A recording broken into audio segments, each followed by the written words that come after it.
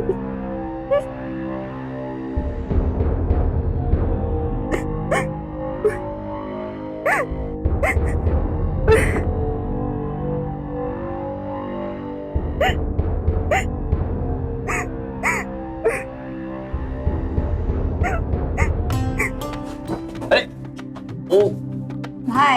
आज तुम्हारी पहली रात, अंदर जाने के लिए रिश्वत तो लगेगी।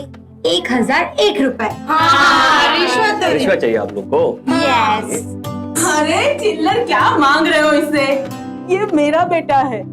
1000 क्या, पूरा 5000 देगा ये। अरे चाहिए। आप मेरी तरफ हो, इनकी तरफ हो? नहीं बेटा, तेरी ही साइड हूँ। दे दे। चलो चलो चलो, जल्दी।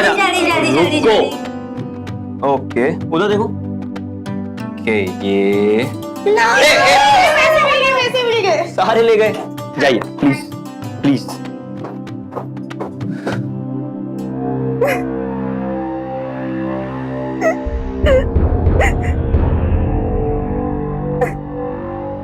रागिनी, क्या हुआ तुम्हें? तुम रो क्यों रही हो? क्योंकि मेरे पापा चीटर है।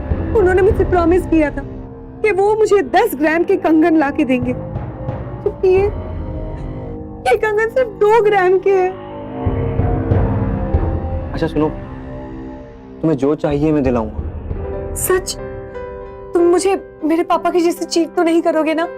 कभी नहीं, आई प्रॉमिस। मुझे जो चाहिए मुझे ला के दोगे? ये कंगन? हाँ Ragini. Thank you so much. Actually मुझे है ना ज्वेलरी का बहुत शौक है, और पापा ने मुझे प्रॉमिस किया था कि वो मुझे अच्छे वाले कंगन ला के देंगे। ओके, मैं दिलाऊंगा। Okay, thank you. हम सभी अपने माता पिता के आभारी होते हैं, लेकिन कभी कभी जब हमारी अपेक्षाओं के अनुसार हमारी इच्छाएं पूरी नहीं होती हैं, तो हम उनसे नाराज भी हो जाते हैं। नमस्कार, मैं सुशांत सिंह सावधान इंडिया में आपका स्वागत करता हूं। और ऐसी भी क्या नाराजगी कि एक नई नवेली दुल्हन शादी की पहली ही रात अपने पिता को भला बुरा कहे। और इससे भी ज्यादा चौंकाने वाली और चिंताजनक बात यह थी कि जो लड़की शादी की पहली रात अपने पति से गहनों की मांग कर सकती है, वो आगे चलकर और क्या कुछ करेगी। क्या उसके लिए परिवार की इज्जत से बढ़कर सिर्फ गहने ही मायने रखते थे? आइए देखते हैं एक औरत की कभी ना खत्म होने वाली इच्छाओं की ये अनोखी कहानी। ले बेटा चाय। हाँ लो।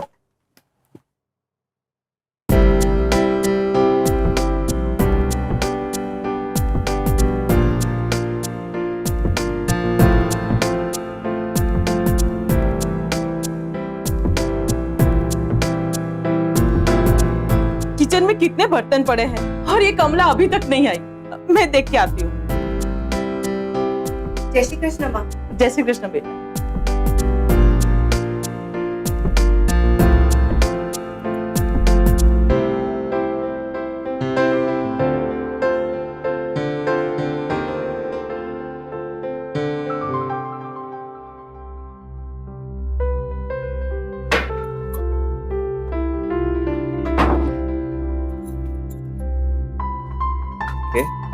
बैठो। और ये देखो, ऑनलाइन शॉपिंग। अब हम घर बैठे बैठे ही सब कर सकते हैं। भविष, कल रात तुमने मुझे जो वादा किया था वो तुम भूली तो नहीं ना? नहीं नहीं, बिल्कुल नहीं। चलो तुम्हारे लिए एक अच्छा सा ज्वेलरी सेट खरीदते हैं। ओके ओके, सो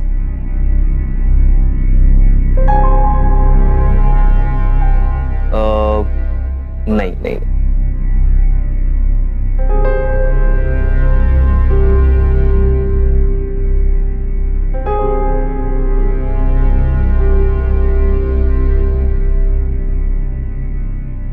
ये अच्छा नहीं है, दूसरा देखते हैं। हाँ, ये कैसा है? हाँ डन, इसको खरीद लेते हैं। चल। अरे नहीं नहीं नहीं, यानी ये बहुत महंगा लग रहा है ना भावेश? 10,000 का है ये, हम फिर कभी ले लेंगे। अरे लेकिन तुम ही तो बिल्कुल अभी... नहीं, और मुझे पता है कि वैसे भी शादी में तुम्हारा काफी खर्चा हुआ, हम बाद में खरीद लेंगे, ठीक है ना? अरे रागिनी, तुम्हें सेट खरीदना था ना, मैं अभी खरीद लेता हूँ, पैसे कम पड़ेंगे तो माँ से ले लेंगे। ओके मेरी ज्वेलरी के लिए तुम माँ से पैसे मांगोगे? जरा भी नहीं। और मैं नहीं चाहती भावेश कि मेरी वजह से तुम्हें कोई भी फाइनेंशियल स्ट्रेस हो। ये हम फिर कभी ले लेंगे, ठीक है? अब चलो, मुझे तुम्हारा कबर्ड भी सेट करना है। तुमने वो नई शर्ट ली थी, वो कहाँ पे है? तुम्हारे पीछे कबर्ड। ओके।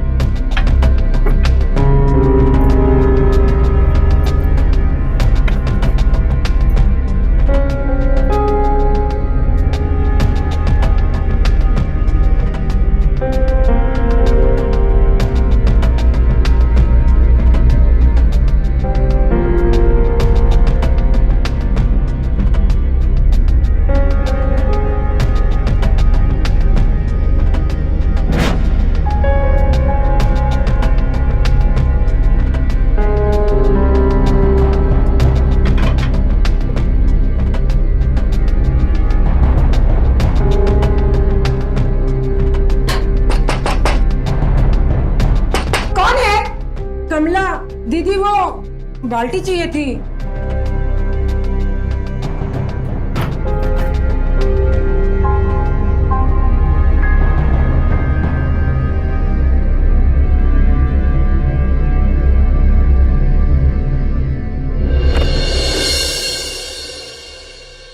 अच्छा सुनो, क्या नाम बताया तुमने अपना?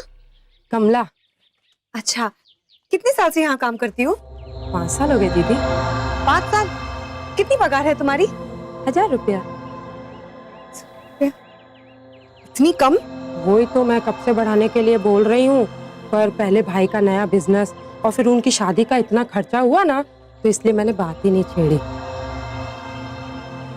वैसे ना दीदी, मैं बड़े लोगों के यहाँ भी काम करती हूँ, पर माता जी बहुत अच्छी है ना, इसीलिए ना मैं यहाँ पे कम में काम करती हूँ। अब बड़े लोग कहाँ कहाँ काम करती हो तुम? बड़ा बंगला दिख रहा है ना, वो गुलाबी रंग का, वो सांगवी भाई का, उनके यहाँ भी काम करती हूँ मैं। वो 3-4 दिन पहले उनकी मासी का देहांत हो गया था ना, तो आज ही वो लोग वहाँ से लौटे, इसीलिए मुझे उनके यहाँ लेट हो गया। वो सब छोड़ो, मुझे उनके बारे में कुछ बताओ ना। के बारे में मैं बताने बैठूंगी ना तो पूरा दिन निकल जाएगा। मगर कुछ तो बताओ। बहुत पैसे वाले लोग हैं वो, बड़े अजीब अजीब शौक हैं उनके। क्या क्या शौक है?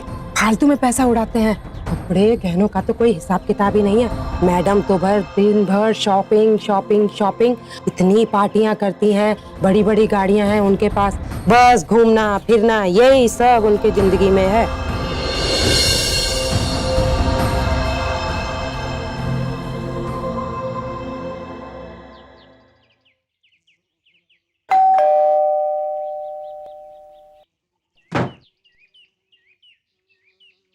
जी कहिए।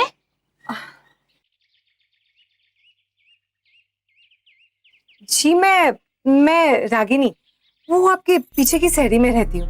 अच्छा, आपकी बाई है ना कमला, वो मेरे यहाँ भी काम करती है। उसने मुझे कहा कि आपकी मासी का देहांत हो गया, इसलिए बस शोक जताने आ गई। आई एम सॉरी, लेकिन मैंने तुम्हें पहचाना नहीं, कभी तुम्हें इस एरिया में देखा नहीं है। जी मेरी शादी कुछ ही दिनों पहले हुई है, और मेरी सास ने मुझसे कहा कि ना जानना पहचान क्या जरूरत है आपके घर जाने की।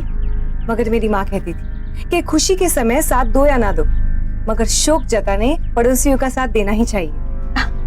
How sweet. आओ आओ, please come in. Thank you.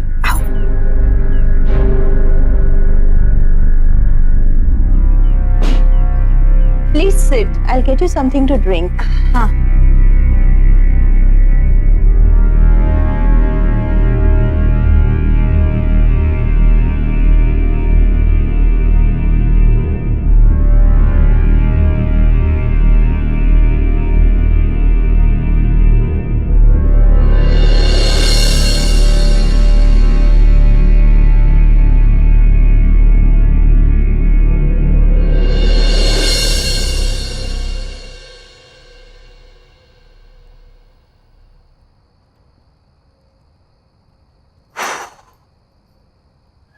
माँ, आ गया तू? क्या तुम दिन भर काम करती रहती हो, फिर से बीपी बढ़ गया तो?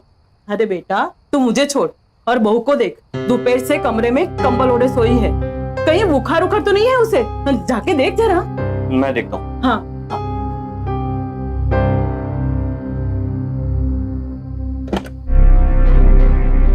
रागिनी, क्या हुआ तुम्हें? तबीयत तो ठीक है ना तुम्हारी? अभी तक तो ठीक है, अगर तुम चाहो तो बिगाड़ भी सकते हो।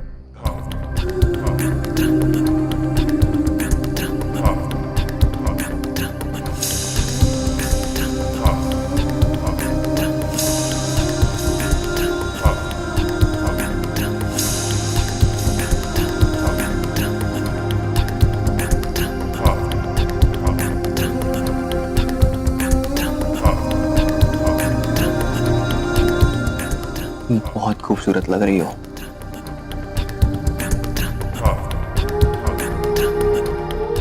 एक बात बताओ भाभी, ये ड्रेस है ना, मैंने हमारे हनीमून के लिए ली, पर क्या?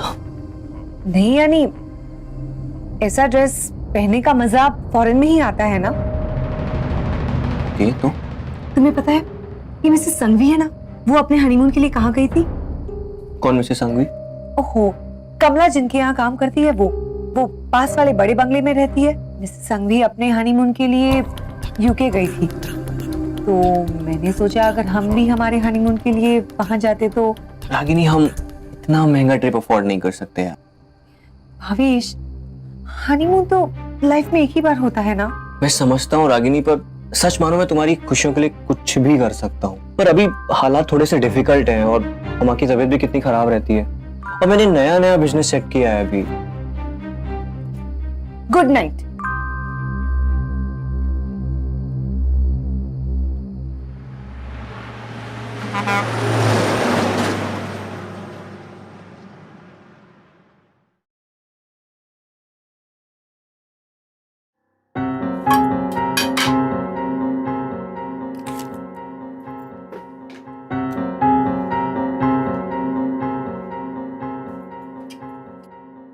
रागिनी ने आज गलत टिफिन दे दिया।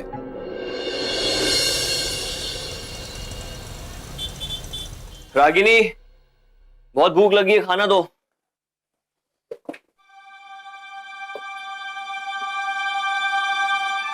ये क्या है? आटा खत्म हो गया है, आज इसी से काम चलाना पड़ेगा।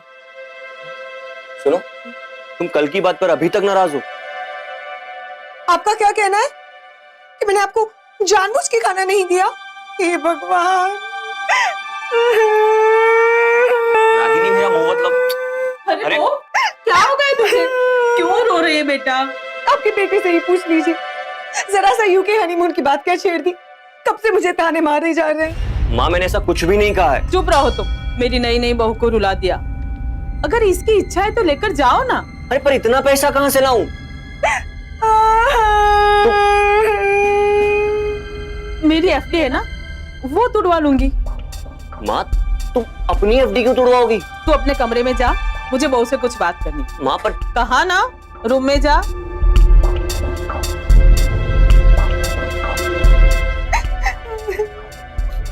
देख बेटा, जैसे वो मेरा बेटा है ना, वैसे तू भी मेरी बेटी है। आगे से कोई भी बात हो ना, सीधा मुझसे बोलना, ठीक है? ठीक है माँ जी, वो 10,000 मिलेंगे? क्यों? वो हनीमून के लिए यूके जाना है, शॉपिंग तो करनी पड़ेगी ना।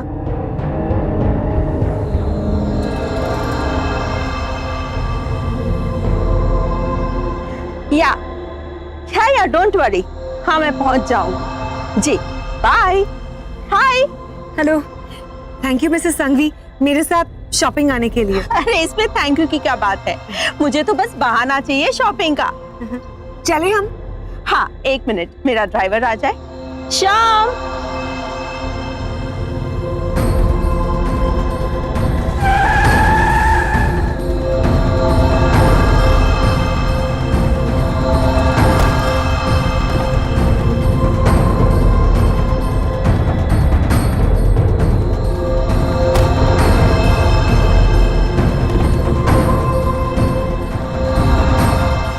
Come on, Ragini.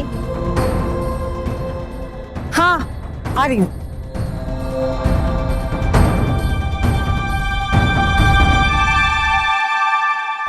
तुम्हें पता है रागिनी, मैं हमेशा इसी मॉल से शॉपिंग करती हूँ। लास्ट टाइम मैं जब गई थी ना, इतनी ब्यूटीफुल डिजाइनर साड़ीज आई थी, मेरा दिल हुआ कि मैं सब खरीद लूं। लेकिन फिर मैंने एक खूबसूरत सी साड़ी देखी ऑरेंज कलर की। ड्राइवर, गाड़ी रोकना। रागिनी, रागिनी, मॉल आ गया है, चले? हाँ चलो।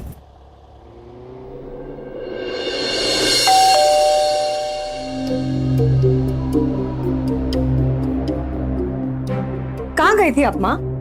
बैंक गई थी बेटा। बैंक? तुम्हारे हनीमून के लिए जो पैसे चाहिए ना, वही लेने गई थी। कितने पैसे निकाले आपने? 5 लाख है बेटा। 5 लाख? कल तुम्हारा वीजा इंटरव्यू है ना, सारे डॉक्यूमेंट्स याद से चेक कर लेना। हाँ हाँ माँ जी, हाँ। रागिनी, तुमने सारे डॉक्यूमेंट्स तो चेक कर लिए ना? हाँ। गुड। ओह गॉड, क्या हुआ? मैं माँ जी की मेडिसिन लेना ही भूल गई। ओहो, एक काम करते हैं, वापस आते समय ले लेंगे, ठीक है? नहीं नहीं, बाद में कुछ याद नहीं रहता है। रागिनी, वो देखो मेडिकल, किधर? हम अभी ले लेते हैं। ठीक है, ये भी सही है। मैं 1 मिनट इधर पार्क कर देता हूँ।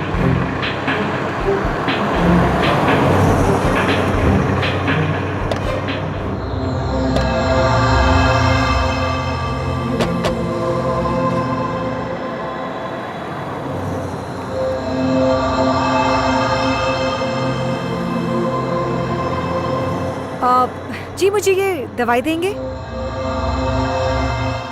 सॉरी मैडम, ये दवाइयाँ हम बिना प्रिस्क्रिप्शन के नहीं दे सकते। ओह, तुम्हारे पास प्रिस्क्रिप्शन है? ओह नो, प्रिस्क्रिप्शन तो मैं गाड़ी में ही भूल गई। लाओ चाबी दो, मैं लेके आती हूँ। जल्दी आना। हाँ।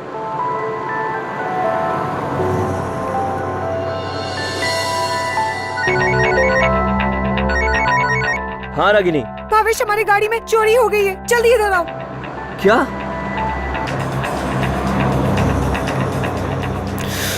भावेश, भावेश ये देखो।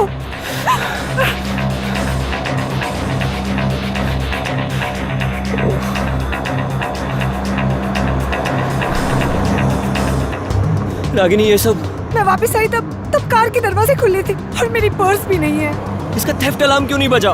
पुरानी कार है ना, शायद अलार्म बिगड़ गया होगा। भावेश, भावेश मेरी पर्स में हमारे पासपोर्ट भी थे। पासपोर्ट्स? हमारे सारे सपने टूट गए।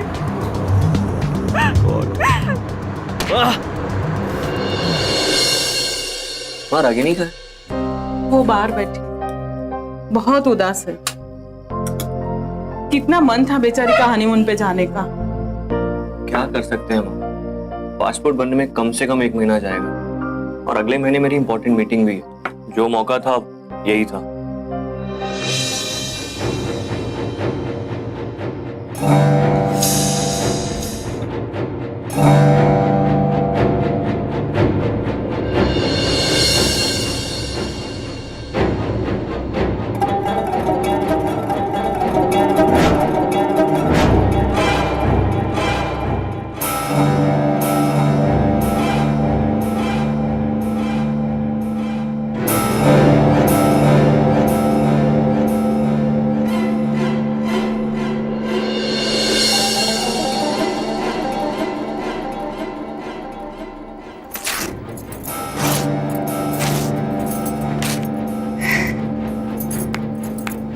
रागिनी,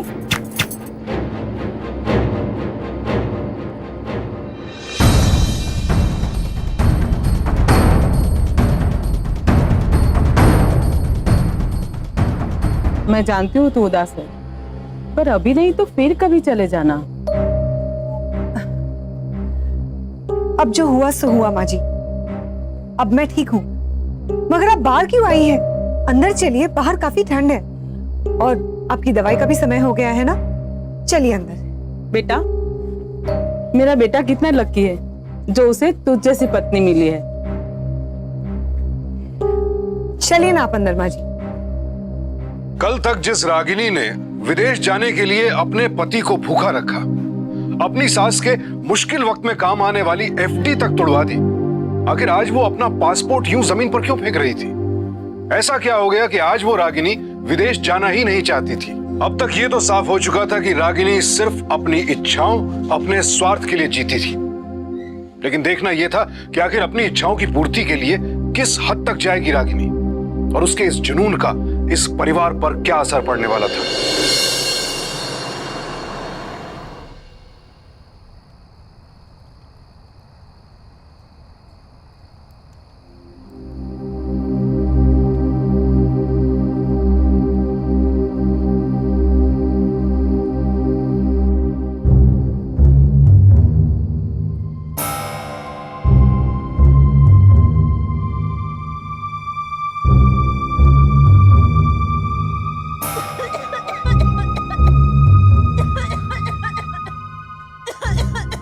भावेश, भावेश, उठो। क्या हुआ? लगता है माँ की तबीयत बहुत बिगड़ गई है। उनके कमरे में से हंसने की आवाज आ रही है, देखो। माँ, माँ, माँ, माँ, क्या हुआ? क्या हो गया माँ को? लगता है माँ जी की तबीयत बहुत बिगड़ गई है, हमें उन्हें हॉस्पिटल लेके जाना चाहिए। तुम ठीक कहती हो, उठाओ माँ को। माँ आराम से, माँ आराम से। जल्दी गाड़ी में बैठो।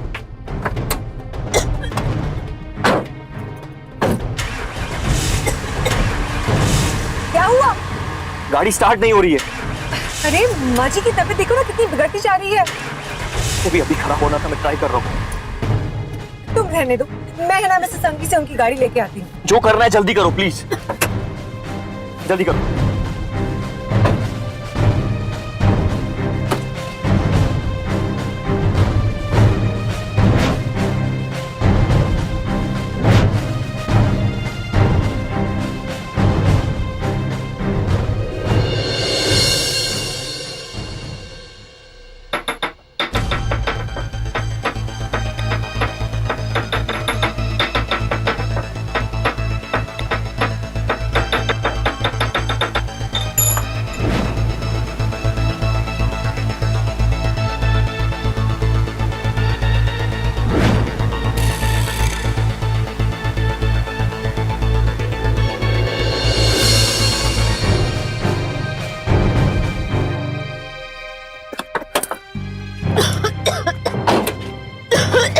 माँ, माँ परेशान मत हो, रागिनी आती होगी बस।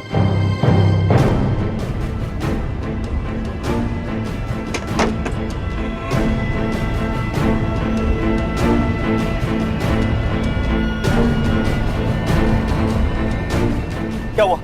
उन्होंने तो साफ मना कर दिया। यार, आप एक काम करो, आप एम्बुलेंस को फोन करो। माँ, माँ, माँ।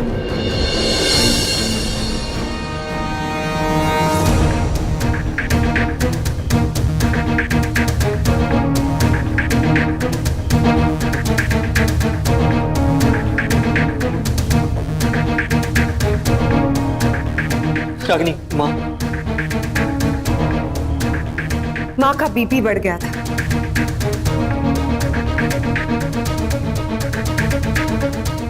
मगर और देर हो जाती तो भावेश, हमें नई कार लेनी चाहिए। अगर दोबारा ऐसा हुआ तो हम रिस्क नहीं ले सकते। अगर वक्त पर सामगी ने कार दे दी होती तो उसे तो मैं छोड़ूंगा नहीं। बहुत पैसे वाले लोग हैं वो भावेश, शायद हम उनके स्टेटस के नहीं। उन्हें लगा होगा कि उनकी बड़ी कार हमें क्यों दें, और अगर हमारे पास भी इतना पैसा होता तो। बड़ी अकड़ है ना उन्हें, अपने पैसे की, अपने स्टेटस की। देखना अब तुम, उनके जैसी कार तो मैं लेकर रहूंगा। कहने और लेने में बहुत फर्क होता है भावेश। नहीं, अब तो मैं वैसी कार लेकर रहूंगा।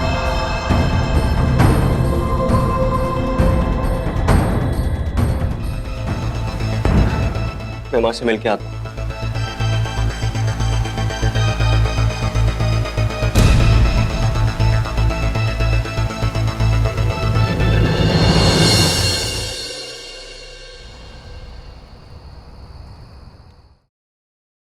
पर बेटा, इतनी महंगी कार क्यों लेनी है? कार एक बार ही तो लेनी है, तुम फिक्र मत करो, मैं हूं ना मैनेज करने के लिए। वहाँ कार तो हम लेकर ही रहेंगे।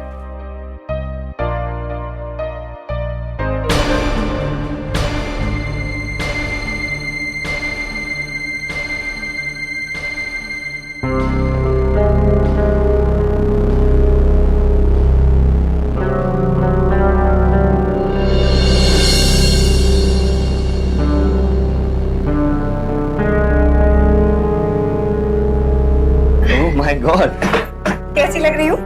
अच्छी लग रही हो। गुड। कार नहीं लेनी है तो साड़ी भी तो नहीं होनी चाहिए ना? अच्छा मुझे बताओ, इनमें से मैं कौन सी कंगन पहनूं? इसमें से एक मिनट। हाँ। हेलो। हाँ जी। हाँ क्या? Thank you. भावेश, भावेश क्या हुआ? माँ, माँ, अच्छा उस दिन जो हमें हॉस्पिटल जाना पड़ा, क्या कह रहा है तू? अभी डॉक्टर साहब से बात हुई है मेरी, आपकी टेस्ट रिपोर्ट्स आ गई हैं, अर्जेंट सर्जरी करवानी पड़ेगी। पर इसमें खर्चा कितना होगा? यही कुछ 3.5-4 लाख रुपए। पर तुझे तो नई कार लेनी है ना? अब कार वार भूल जाओ, आपकी सेहत जरूरी है। कार, मैं अभी डॉक्टर साहब से मिलके आता हूँ, आप बैठ गए।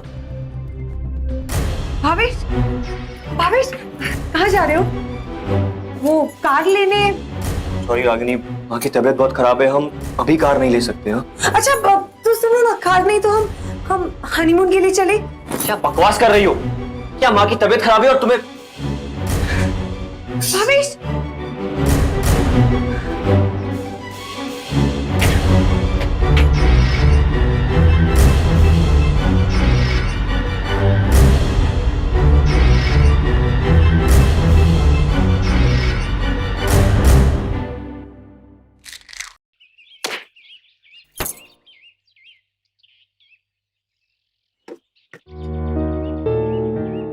अच्छा नहीं किया सांघवी मैडम ने आपको गाड़ी ना देके। माँ जी ने सब बताया मुझे, इस बारे में मैं सांघवी मैडम से बात करूंगी। अरे नहीं नहीं नहीं यानी तुम रहने दो, मैं बात कर लूंगी, ठीक है? मुझे तो तुम्हारी चिंता हो रही है। मेरी? हाँ देखो ना, तुम कितना सोचती हो इस परिवार के लिए, और हम क्या कर रहे हैं तुम्हारे लिए? कुछ नहीं। मैं बस कल ही भावेश से बात करके तुम्हारी पगार बढ़ा, ठीक है? नहीं दीदी, अभी ऐसी कोई जरूरत नहीं है, और अभी माँ जी भी तो बीमार है ना। तुम इतना मत सोचो, जितना पगार तुम्हें सबके घर में मिलता है वो यहाँ पर भी मिलेगा। मैं बात कर लूंगी भावेश से, बस तुम कल जाके भावेश से मिल लेना, ओके? माँ जी सही कहती हैं, आप जैसी बहू हर घर को नसीब हो।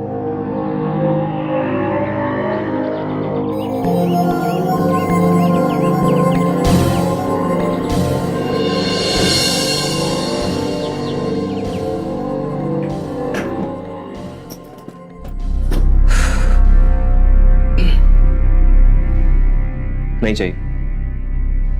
कब तक नाराज रहोगे मुझसे भावेश? मानती हूँ मुझसे गलती हुई है, प्लीज मुझे माफ कर दो भावेश, आई एम सॉरी।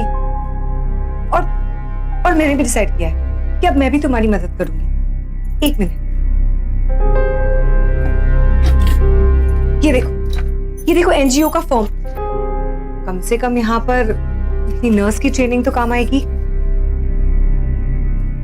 नहीं, पैसे कम मिलेंगे मगर हमारा काम चल जाएगा। रागिनी, मैं सच कह रहा हूँ, तुम मुझे ऐसे ही सपोर्ट करती रहोगी ना तो हम एक दिन जरूर बड़ी गाड़ी ले लेंगे। कार को तुम भूल जाओ, पहले है ना, तुम प्लीज उस कमला को संभालो। कमला? क्या हुआ उसे? कब से मेरा दिमाग खाई जा रही है, मेरे पैसे बढ़ाओ पैसे बढ़ाओ। अब माँ जी की तबीयत इतनी खराब है और वो उस बात का फायदा ले रही है। मेरा सिर खा रही थी इसलिए मैंने फिर से हाँ कह दिया। चलेगा ना? तुम टेंशन मत लो, कल मैं घर पर हूँ, उससे बात करता हूँ।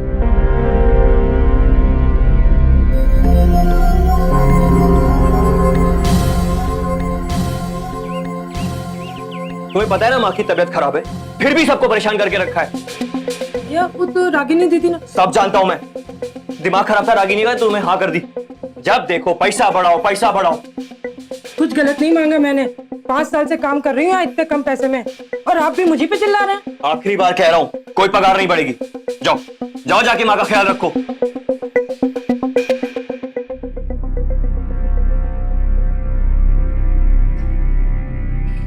कमला, तुम एक काम करो, ऊपर जाके माँ जी को ग्लूकोज दे आओ, मैं कपड़े सुखाकर उन्हें दवाई देने आती हूँ, ठीक है?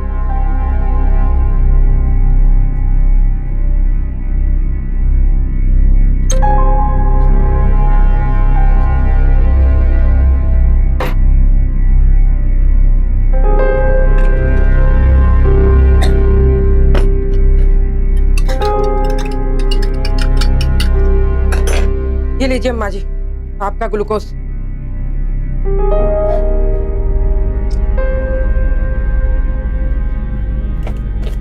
कमला, ये तो बहुत कड़वा है। कड़वा कुछ नहीं, चुपचाप पी लीजिए। माँ जी की 3 दिन की दवाई कहाँ है?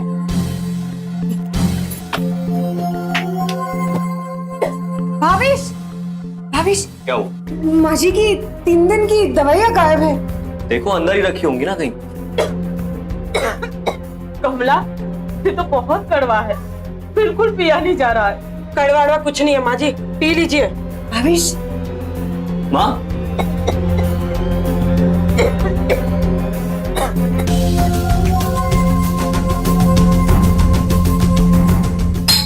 पगार नहीं बढ़ा इसलिए गुस्सा माँ पर निकाल रही हो, वो भी दवाई का ओवरडोज देकर। मैंने कुछ नहीं किया, वो ग्लूकोज नहीं कुछ होगा। मैंने तो सिर्फ माँ जी को पानी में ग्लूकोज मिला के दिया था। ग्लूकोज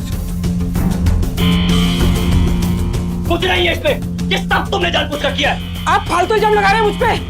फालतू में भाविश, भाविश तुम छोड़ूंगा नहीं मैं इसे, हटो ऊपर हिस्से में। 1 मिनट, तुम शांत हो जाओ, तुम प्लीज, तुम रिलैक्स करो और तुम जाओ यहाँ से। पर दीदी वो मैंने कहा ना, निकलो यहाँ से, जाओ। भाविश, भाविश शांत हो जाओ, तुम रिलैक्स करो, ओके? शांत हो जाओ तुम।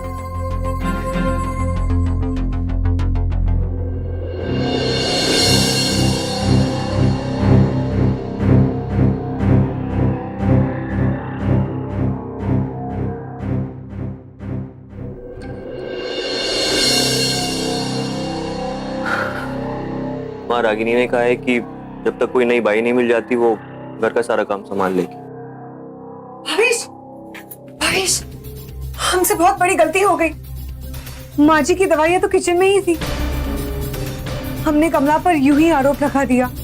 और ग्लूकोज कड़वा था, मैंने खुद टेस्ट करके देखा था। शायद ग्लास में कुछ होगा, हमसे बहुत बड़ी गलती हो गई। कमला ने माँ जी को ओवरडोज नहीं दिया था। भावेश, सिर्फ गलतफहमी की वजह से ही तूने कमला पे हाथ उठाया। मैं बीमार हूँ, वरना मैं खुद उसे मना के ले आती। माँ जी, मैं हूं ना, मैं उसे मना कर लेके आऊंगी, ठीक है?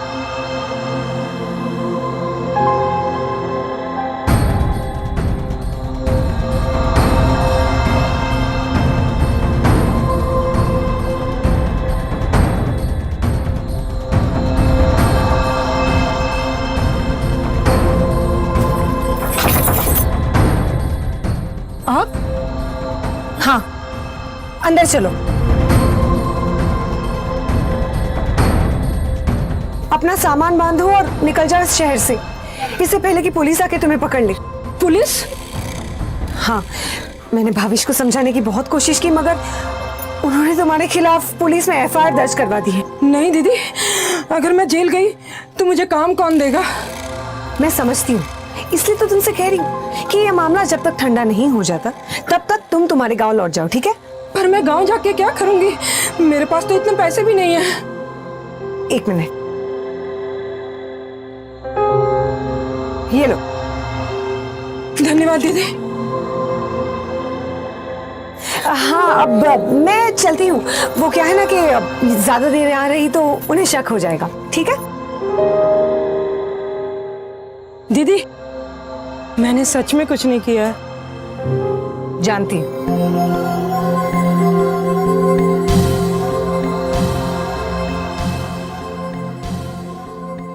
बहुत देर हो गई, अभी तक नहीं आई वो। ला फोन दे मुझे, मैं उससे बात करती हूँ। फोन करिए, मगर किसी अच्छे लॉयर को। लोगों ने कान भर दिए हैं उसके। वो आपके खिलाफ पुलिस में सेक्सुअल असॉल्ट का केस करना चाहती है। क्या? अरे लेकिन ये सब झूठ है। मगर हमारी बात पर कौन विश्वास करेगा? अक्सर ऐसे केसेस में पुलिस पहले अंदर करती है और फिर सुनवाई होती है। बहू तू ये क्या कह रही है? सच कह रही हूँ मैं माँ जी। और उसने साफ साफ कह दिया है कि अगर हम उसे रोकना चाहते हैं तो फिर हमें उसे 10 लाख देने होंगे। 10 लाख? 10 लाख? हाँ, और उसने मुझे धमकी भी दी है कि अगर हमने उसे पैसे नहीं दिए तो वो से तो मैं भावेश प्लीज प्लीज तुम समझो। माँ जी इन्हें समझाइए ना। भावेश ये कोई छोटा मोटा केस नहीं है, बहुत प्रॉब्लम हो सकती है। बेटा जरा समझ, उसे जो चाहिए वो दे दे। अरे पर 10 लाख रुपए कहाँ से लाऊं मैं? कहीं से भी ला, कुछ भी कर, लोन ले, दोस्तों से मांग, पर मैं नहीं चाहती कि तू जेल जाए। नहीं नहीं माँ जी, मैंने उससे बात की है और उसने कहा है कि अभी उसे 5 लाख चाहिए और बाकी के 5 लाख 2 महीने बाद। बहू कबाट में 5 लाख रखे हैं, वो दे दे उसे। माँ बेटा अब तो मैं ठीक हो गई हूँ, लेकिन कमला को 5 लाख देना जरूरी है। बहू जी माँ जी। जा वो पैसे दे दे उसे।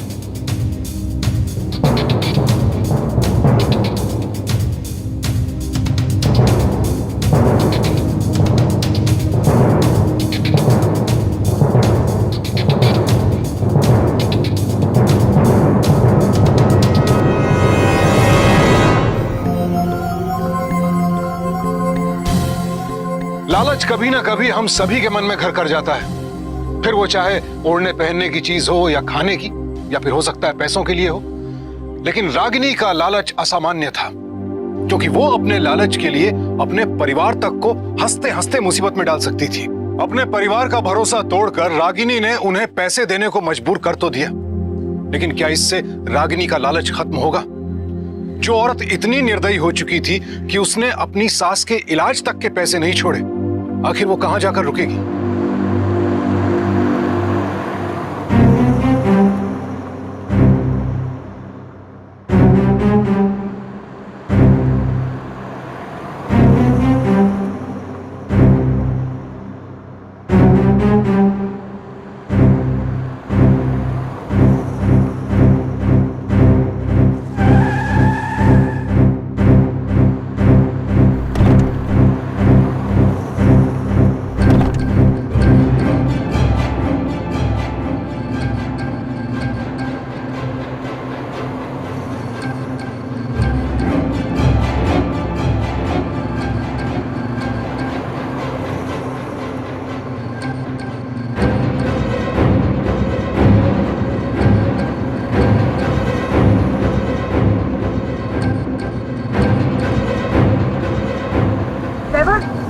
गाड़ी रोको।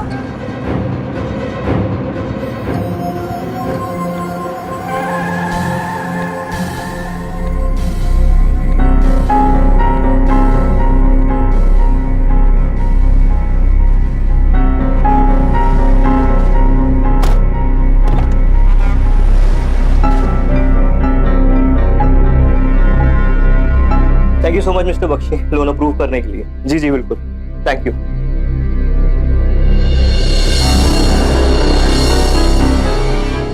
माँ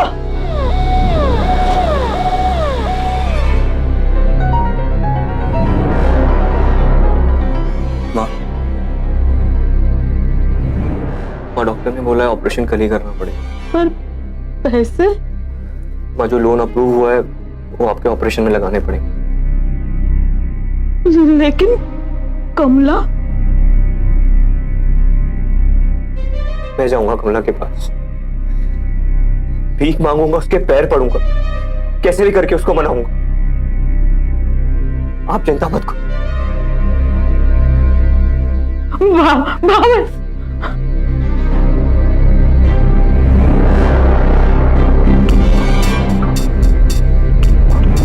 कमला का घर कौन सा है?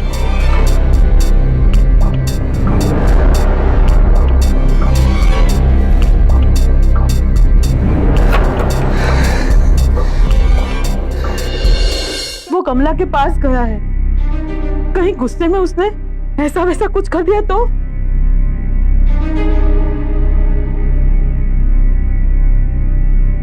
हुआ? नहीं मिली ना वो, मुझे पता था, बहुत कमीनी औरत है वो। और कितना कमीना है किसी के चेहरे पर थोड़ी ना लिखा होता। मतलब? कमला,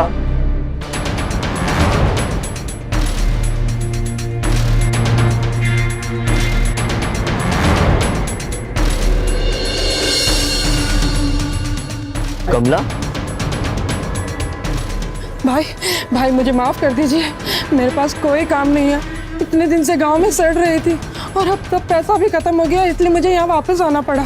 रागिनी दीदी ने मुझसे कहा था कि आप लोगों ने मेरे खिलाफ FIR करवाया है। अब समझ आया, पासपोर्ट से लेकर कार तक सब तुम्हारा प्लान था, सब। ना तुम एक अच्छी बेटी बन सकती हो, ना बहू और ना ही पत्नी, क्योंकि तुम्हें सिर्फ और सिर्फ अपनी परवाह है। आज से तुम्हारा और मेरा रिश्ता हमेशा के लिए खत्म।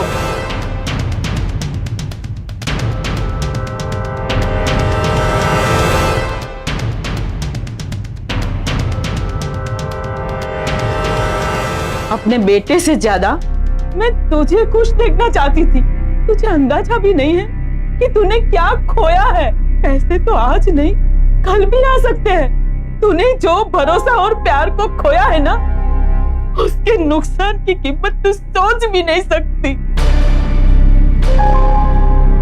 रागिनी के पास तमाम खुशियां थी, अगर कुछ नहीं था तो वो था धैर्य। उसने पैसे को अपनी जरूरत नहीं, अपना शौक बना लिया था। और इस तरह के शौक का कभी कोई अंत नहीं होता है। अपने परिवार के साथ जालसाजी करने के जुर्म में रागिनी को IPC के सेक्शन 468, 470 और आपराधिक षड्यंत्र रचने के लिए सेक्शन 120B के तहत 3 साल कैद की सजा सुनाई गई। ये सच है कि इंसान के व्यवहार, उसके चरित्र की पहचान एक दिन में नहीं की जा सकती। लेकिन एक कड़वा सत्य यह भी है कि रागिनी जैसे लोग हमारे आसपास मौजूद होते हैं, जिन्हें सिर्फ पैसों से प्यार होता है। और ऐसे लोगों के लिए अपने स्वार्थ के आगे किसी का जीवन भी महत्व नहीं रखता। कि ऐसे लोगों से जितनी जल्दी हो सके दूरी बना लें, क्योंकि जिनका रिश्ता सिर्फ और सिर्फ लालच के साथ हो, वो इंसानों के साथ कभी कोई रिश्ता नहीं निभा सकते। तो सावधान रहें, सतर्क रहें, सुरक्षित रहें। इसी प्रार्थना के साथ अब मैं सुशांत सिंह आपसे विदा लेता हूं। फिर मुलाकात होगी ऐसी एक और सत्य घटना के साथ। देखते रहें सावधान इंडिया, फाइट बैक नाउ।